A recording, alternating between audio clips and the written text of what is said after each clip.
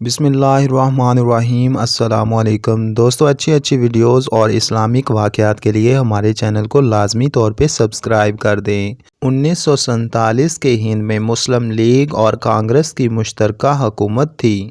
سردار پٹیل وزیر داخلہ تھے اور انتظامی امور ان کے پاس تھے، اور امن و امان کو قائم رکھنا بھی ان کی بنیادی ذمہ داری تھی۔ سردار پٹیل نے مسلمانوں کے مقابلے کے لیے ہندوؤں اور سکھوں کو تیار کیا۔ ان کو کثیر تعداد میں سرکاری فیکٹریوں سے تلواریں بنوا کر فراہم کیں۔ ہندو اور سکھوں کو اجازت دی گئی کہ وہ تلوار کے ساتھ جہاں چاہیں جا سکتے ہیں۔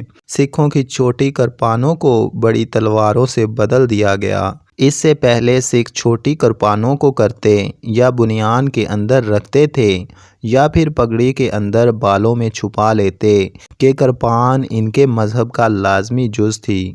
مگر اس اجازت کے بعد یہ ہوا کہ جس سکھ کو دیکھو سائیکل پر تلوار لٹکائے جا رہا ہے، دفتر میں بابو کام پر آ رہا ہے تو تلوار اس کے میز پر رکھی ہے۔ مسلمانوں پر پابندی تھی کہ لکڑی بھی نہیں رکھ سکتے، چاقو بھی جیب میں نہیں ہونا چاہیے۔ اکیلا مسلمان کہیں آتا جاتا مل جاتا تو سکھ اس پر حملہ کر دیتے۔ کئی مسلمان اس طرح کے حملوں میں شہید ہوئے۔ آہستہ آہستہ انفرادی حملے اجتماعی حملوں کی شکل اختیار کر گئے۔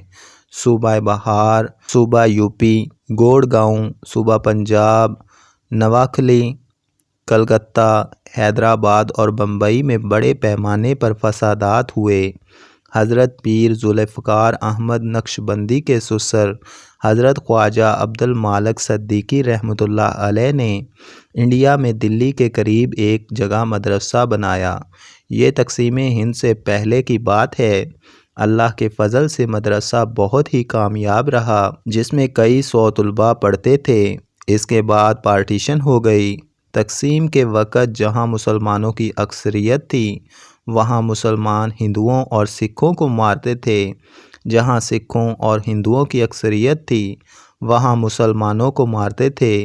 اس وقت حضرت خواجہ عبد المالک صدیقی رحمۃ اللہ علیہ نے سب کو کہا کہ آپ سب لوگ دروازے بند کر کے گھروں کے اندر ہی رہیں۔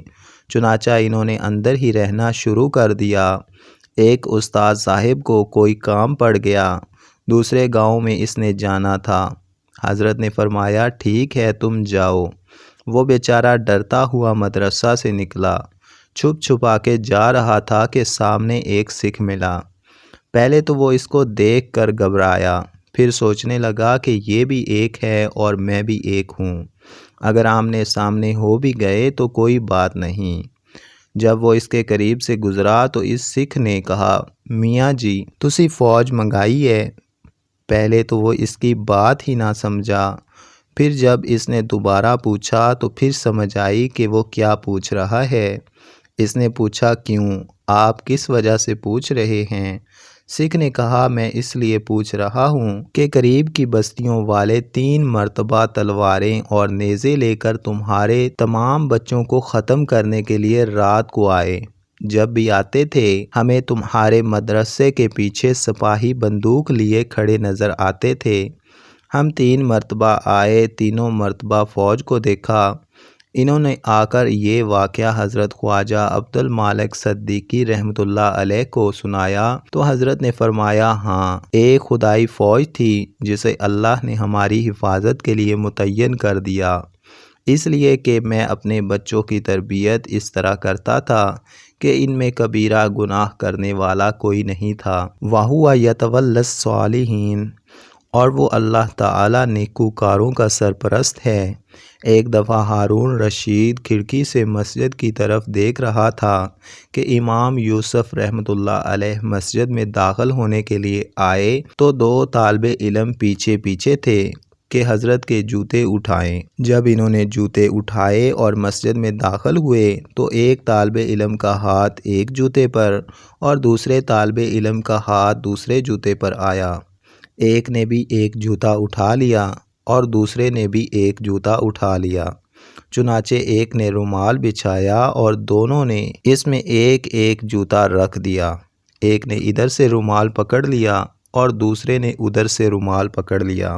وہ حضرت کے جوتے اس طرح لے کر مسجد میں گئے کہ دونوں کو حضرت کے جوتے اٹھانے کی سعادت مل گئی۔ ہارون رشید نے یہ دیکھا تو سرد آہ بھری اور کہنے لگا، یوں تو لوگ ہمیں بادشاہ سمجھتے ہیں، ہمارے جوتے اٹھانے کے لیے بھلا کون جھگڑتا ہے؟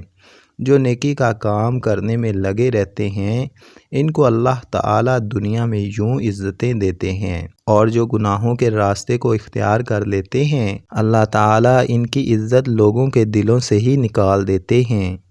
دوستو، ایسی مزید اچھی ویڈیوز اور اسلامک واقعات کے لیے ہمارے اس چینل کو سبسکرائب کر دیں۔